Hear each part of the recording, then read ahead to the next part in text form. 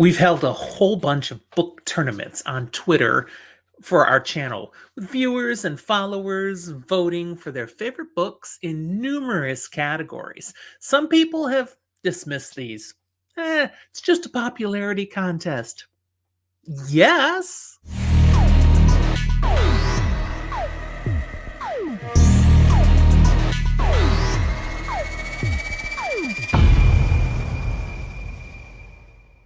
Welcome to Fantasy for the Ages, the show where a father and son talk about fantasy, science fiction, and other nerdy things we enjoy. This is a Just Jim episode, as I, the father, am bringing this one to you solo. And we're here today to talk about books that we consider the best of science fiction and fantasy, the most popular, to be specific. If you enjoy this episode, don't forget to make us popular by hitting that like button down below and subscribe to our channel if you haven't done so yet. And you can look in the show notes for other ways to interact with Zach and I. So, yeah, we're talking about popular books here today because when it comes down to it, how many of us really care how well structured the narrative is? How delightful the prose? How meticulous the grammar and technique? We just want to lose ourselves in a good story, to bond with amazing characters, and to get swept away from the mundanity of the real world for a little while. Our favorite books, they succeed in these goals. That's what makes them popular. So, to build this list, I reviewed all the books entered by the winners and the runners up from our 3 years of Try Reader tournaments on X, Twitter. We'll have another one of those coming out soon. I put all of these selections into a spreadsheet, and I weighted the actual winners of the tournaments a little more heavily. You gotta love a spreadsheet. Ka-ching, ka-chunk, clunk. Formula, boom. I got a top 25 list just like that. The 25 most popular science fiction and fantasy books and series from the smartest fans we know. All of you out there. Now, in accounting for all of the tournaments that I have held here through our channel, I did skip the data from the month that we went with the category most overrated SFF. I don't think that data would have been particularly useful as I get our most popular books here. So that one's out. But the rest, I used it, and here we go. Our Fantasy for the Ages top 25 most popular books of science fiction and fantasy. And most of these, we're talking series. There are a couple individual books, but really, we take the whole series because we're rabid readers, people. All right, from the bottom, working our way up. Number 25, the Redwall series by Brian Jacques. This is children's fantasy published 1986 through 2011. I only read the first one, and that was years ago. It was cute, kind of enjoyed it, but we have some very nostalgic Redwall fans here watching and enjoying Fantasy for the Ages. Number 24, A Path of Blades by R.E. Sanders. This is much more recent material now. An epic fantasy tale, the first of more to come from Sanders. A definite 5-star read for me. Number 23, Legends and Lattes by Travis Baldree. This is cozy fantasy, and it's still on my TBR. I haven't read it yet, but Zach did, and he enjoyed it. And wow, a lot of you enjoy it too. That's why it makes the list. Number 22, Rivers of London by Ben Iranovich. This is urban fantasy. I love me some urban fantasy, but I haven't read this one yet. It's waiting on my TBR. Thanks to all of you who have recommended it. Number 21, The Sword of Kaigan by M.L. Wang. This is high fantasy, also waiting on my TBR. Number 20, the 20th most popular thing that we've heard from you, The Dresden Files by Jim Butcher. This is the definition of urban fantasy. This is why I love urban fantasy. 5 stars for me. Not quite so highly rated for Zach, but it's growing on him more and more each book he reads. Number 19, Malazan, Book of the Fallen by Steven Erikson. I'm working through this currently, so is Zach. I'm about 2/3 of the way through the series, and it's a strong 5-star rating, book after book after book for me. Zach is just on book 2, Dead House Gates. He definitely appreciated Gardens of the Moon. I don't think he would give it a 5-star. I didn't ask him yet. We'll get to that. But he's definitely interested and he's going to keep reading through this series. All right, what's the 18th most popular amongst all of our viewers? The Wizard of Earthsea. Real classic fantasy by Ursula K. Le Guin.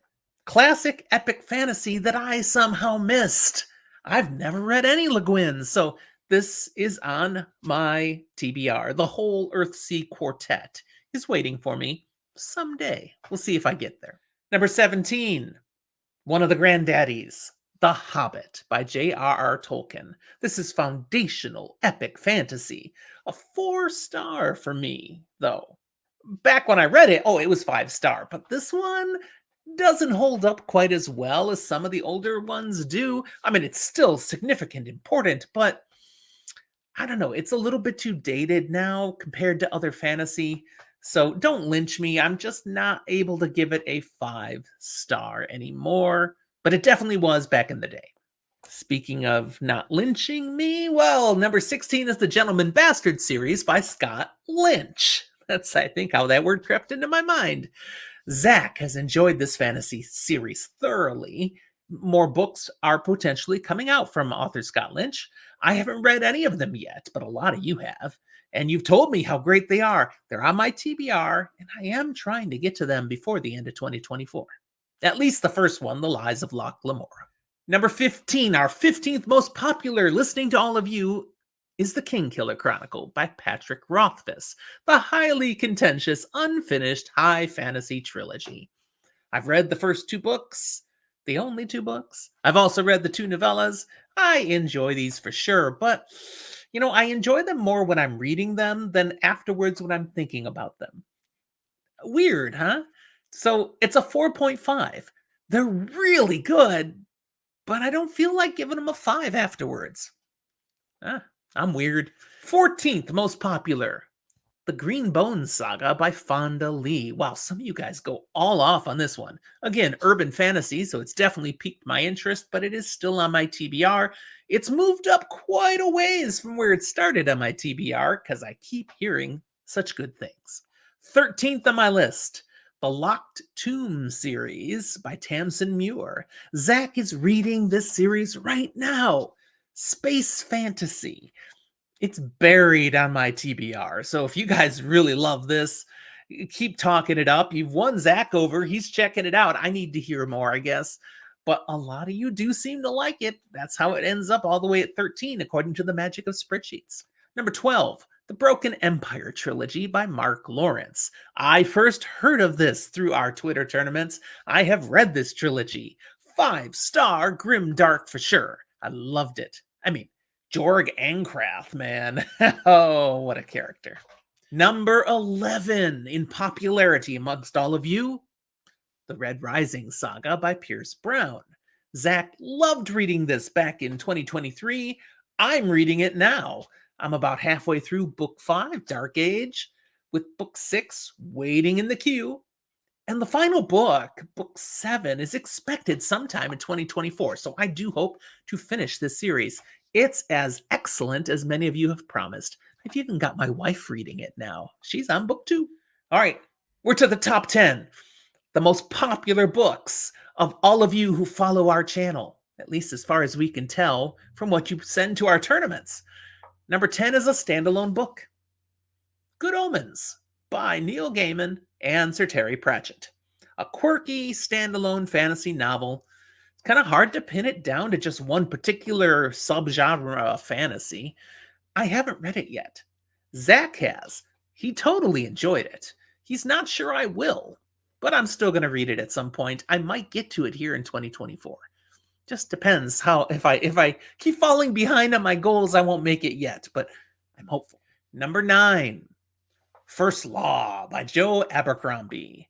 We have both read the original First Law trilogy. For me, 4.5 stars, very strong, darn good grim dark fantasy. Neither of us have read beyond the opening trilogy. Some of you have said once we read those standalone novels and then get to that final trilogy, we'll think even more of First Law and it'll be a solid five. We'll see. I will get to them sooner or later. Hopefully sooner.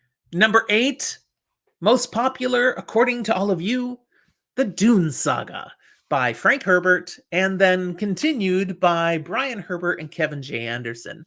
I'm so happy to see so many of you feeling great about Dune because Zach doesn't. I don't know. I've succeeded in a lot of ways and I failed on this one. He doesn't get Dune. I've read all the Dune books. I love Dune. Total 5-star sci-fi space fantasy for me. But Zach's not so convinced. Oh well. It's got to be hard for him to be with a dad who's right all the time. Number 7, Dragonlance, especially the first 6 books that came out by Margaret Weiss and Tracy Hickman. The Dragonlance Chronicles opening trilogy that started it all, such a classic. Epic fantasy, 5-star reads for me. And then that second trilogy, The Test of the Twins, that's also really, really good. Not quite as good as Chronicles, but almost. And in some ways, better. Number 6, the 6th most popular of the people who watch us, The Dragon Riders of Pern by Anne McCaffrey. Oh, do we hear so much about The Dragon Riders of Pern, which is great because I think it's terrific and Zach thinks it's okay. It's fantastic science fiction. A lot of people think fantasy, but if you read them, no. This is sci-fi. Some of my favorite reads are included in these books. Most of them are 5 stars, but that's why I say some, because there's a few that definitely are not 5-star worthy. I've read 15 of the 26 available books so far, and I will finish the rest of them someday. We've made it to the top 5. So the 5th most popular from what we hear from you is Mistborn Era 1, that opening trilogy by Brandon Sanderson. This is epic fantasy. I give book 1 4 stars. Books 2 and 3, 4.5 stars. None of them hit 5 stars for me, but they are great, solid books. I did love that trilogy. And we hear serious love for these from our viewers, our followers. We even got the women in our lives to go ahead and read this trilogy, and we have content out here with them reacting to it. So we definitely give love to Mistborn as well. Number 4, we're still with Brandon Sanderson, now the Stormlight Archive. Epic high fantasy, his best stuff out there. This is next level Cosmere work. 5-star material. Even though I didn't find the first book easy to jump into, I came to appreciate it heavily. Zach loved it from page 1. Or as he likes to say, he loved it before he even opened the first book. He was sold that this was going to be awesome, and it did not disappoint him. I'm planning to do an audio reread of the Stormlight Archive later this year. I'm actually excited to do that. I think I'm going to get a lot more out of it. Got to get through that right before book 5 comes in December. Okay, our 3rd most popular science fiction and fantasy series out there, according to all of you, is The Lord of the Rings by J.R.R. Tolkien. I know. Some of you find this stuff boring or too old, but poppycock! This is epic high fantasy. This makes The Hobbit feel like an inferior prologue. It's so much richer, so much broader, such wonderful complexity. I've read it many, many times. It's still 5 stars. It holds up. Now, Zach does actually feel Peter Jackson's movie adaptations are better than reading these books. Again, poppycock. But those are freaking great movies. Extended edition. Come on, people. We know the theatrical release is not the real movie. Okay, our 2nd most popular, according to what we hear from you, is A Song of Ice and Fire by George R.R. Martin. Grimdark, epic fantasy. Such amazing books. It's a shame there's only 5 of them. If we could just get those last 2, George, that'd be really cool because we're eager. We'll buy them. Really? The final From what we hear from the people watching us, following us, shouldn't be a surprise because of what's important to us as well. The Wheel of Time is the most popular series out there by Robert Jordan and Brandon Sanderson coming in to help finish the series. Epic fantasy, again, we're pretty darn happy with this series ourselves. So it's hard not to have it be the number one. Now, the television adaptation, that's not quite at the same level, but that's not what this episode was about. So there you go. Our top 25 most popular series and books of science fiction and fantasy, according to what we hear from you. Now, some of you are more recent subscribers. Well, you've got to find some time to chime in on this and help us know what else we should be elevating so high. And as we get to know you more, you will reshape our perspectives too. We're glad to have you here with us. Any of you who are watching this now, you want to say something about this list or add things that should have been there and aren't? Use that comment box. Go ahead and put your thoughts down below. And again, don't forget, like this episode. And if you haven't subscribed yet, this is your time. Thanks for watching. We'll talk to you next time.